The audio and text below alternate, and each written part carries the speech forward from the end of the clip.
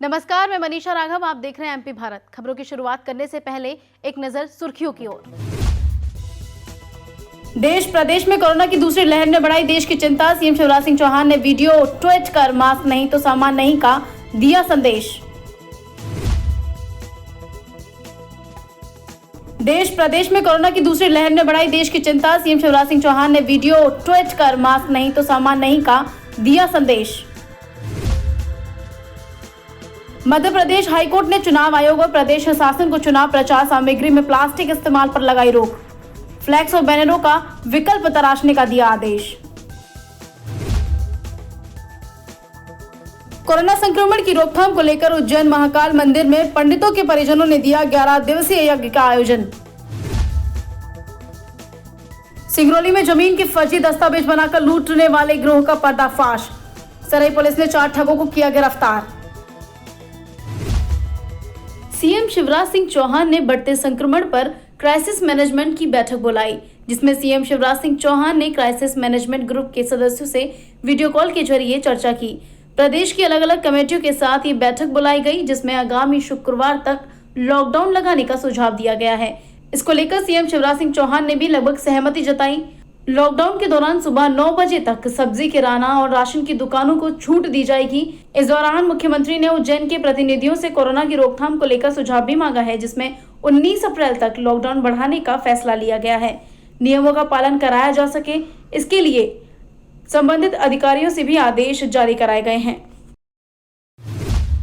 देश प्रदेश में कोरोना महामारी ने सभी को परेशान कर दिया था। अब वापस आई कोरोना की दूसरी लहर ने देश को चिंता में डाल दिया है। वहीं मध्य प्रदेश में मुख्यमंत्री शिवराज सिंह चौहान ने कई क्षेत्रों में लॉकडाउन लगाकर कोरोना नियमों का सख्ती से पालन करने के निर्देश भी दिए हैं। साथ ही उन्होंने कहा कि सोशल मीडिया से मुझे संक्रमण के रोकथाम को लेकर कई अच्छे संदेश मिल रहे हैं।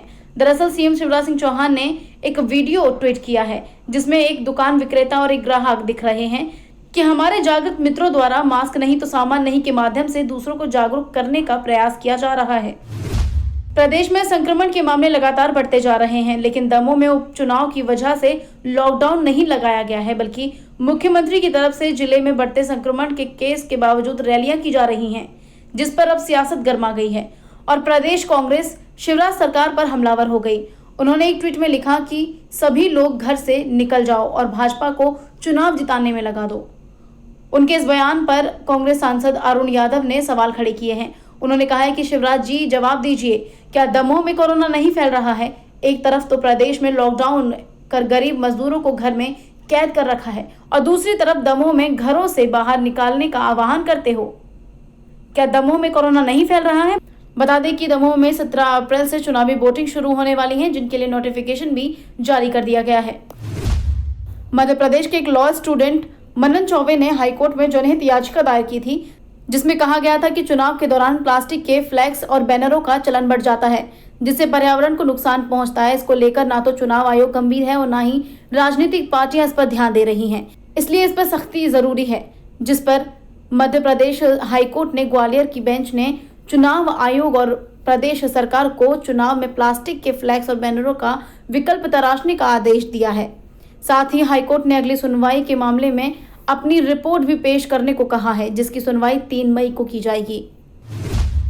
जबलपुर के चरगवा थाना क्षेत्र में एक अधेड़ की पत्थर पटक कर हत्या होने से गांव में सनसनी फैल गई। जानकारी के मुताबिक चरगवा में कटोरी गांव में 55 साल के प्रीतम पटेल घर से घूमने के लिए निकले थे, जो गंभीर अवस्था में सड़क के पास मिले हैं। मौके पर पहुंचे परिजनों ने देखा कि उनके सर के पीछे वाले हिस्से में गंभीर चोटें आई हैं। परिजनों ने तत्काल घायल प्रीतम को मेडिकल अस्पताल में भर्ती कराया, जहां इलाज के दौरान डॉक्टर्स ने प्रीतम पटेल को मृत घोषित कर दिया। परिजनों ने आशंका जताई है कि गांव में ही रहने वाले कुछ लोगों ने प्रीतम पटेल का पुराना विवाद होने के चलते हत्या कर दी है, जिसको लेकर उन्हीं लोगों ने इस घटना को अंजाम दिया है। फिलहाल बहरहाल पुलिस मामले की जांच में जुट गई है। कि उन्हीं के गांव के प्रीतम सिंह पटेल करीब 55 वर्ष के हैं, जिनकी डेड बॉडी वहाँ पे एक रामदयाल ठाकुर के मकान के सामने से जो रोड जा रही है कॉन्क्रीट की, वहाँ पे पड़ी हुई है, जिस पर मौके पे हमारी चरगवा पुलिस CSP साहब और FSL टीम मौके पे पहुँची और डेड बॉडी को PM के लिए अभी यहाँ मेडिकल कॉलेज रवाना किया गया है।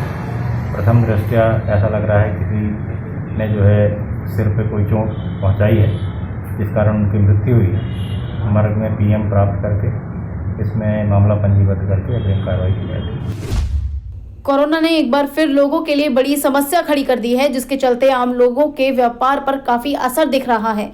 अब शादी विवाह का सीजन भी शुरू हो गया है।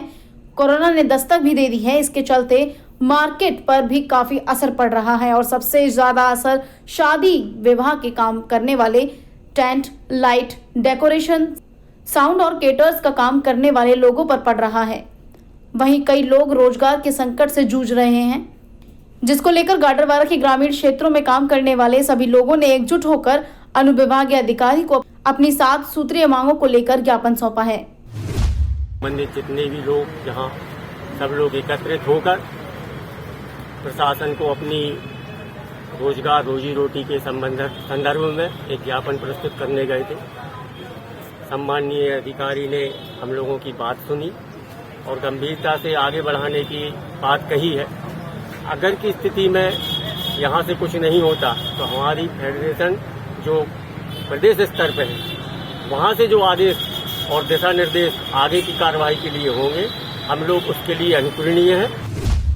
कोरोना महामारी पूरे देश प्रदेश में तेजी से फैल रही है। वहीं उज्जैन में लगातार कोरोना मामले देखे जा रहे हैं। इसी के चलते उज्जैन के महाकाल मंदिर में पंडितों के परिजनों ने 11 दिवसीय यज्ञ का आयोजन किया है, जिसमें कोरोना महामारी को पूरे विश्व से खत्म करने की प्रार्थना की जा रही है, जिसकी जानकारी महाकाल मंदिर के पुजारियों ने मीडिया से बात करते हुए दी है।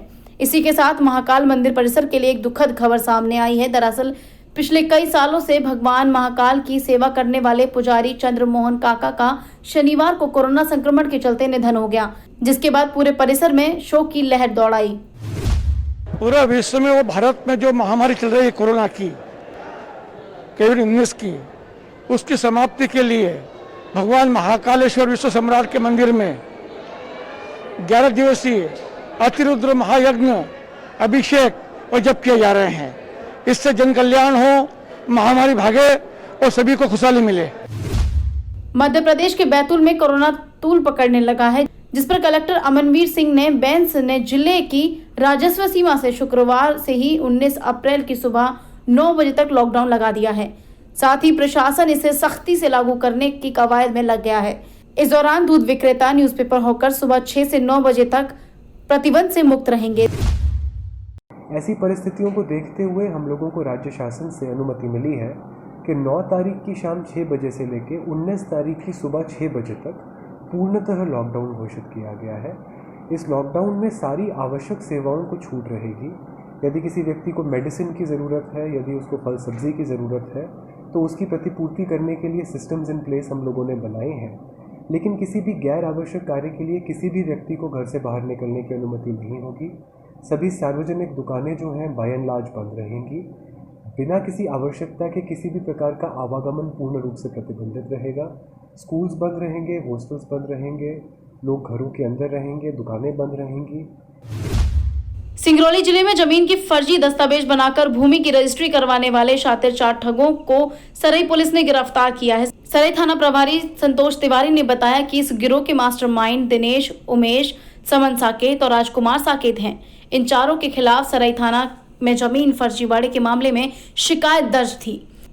ये पूरा गिरोह सुनियोजित तरीके से जमीन हड़पने की घटना को अंजाम देता था।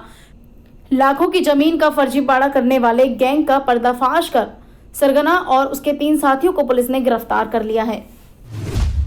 2017 में उस जमीन को किसी अन्य व्यक्ति ने ब्रिजमोहन बनकर, जो कि संबल साकेत के रूप में परिलक्षित हुआ है, उसने नई ऋण पुस्तिका तैयार कराकर जिसमें ब्रिजमोहन की जगह अपनी फोटो लगाकर और उस जमीन को नवानगर के कुछ लोगों को बेच दिया। और यह जमीन साल में 2 बार बिकी।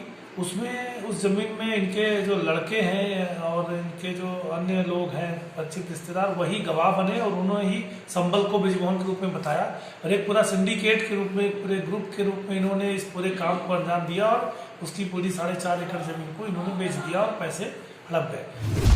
मध्य प्रदेश से जुड़ी तमाम अहम और बड़ी खबरों के लिए देखते रहिए MP भारत। नमस्कार।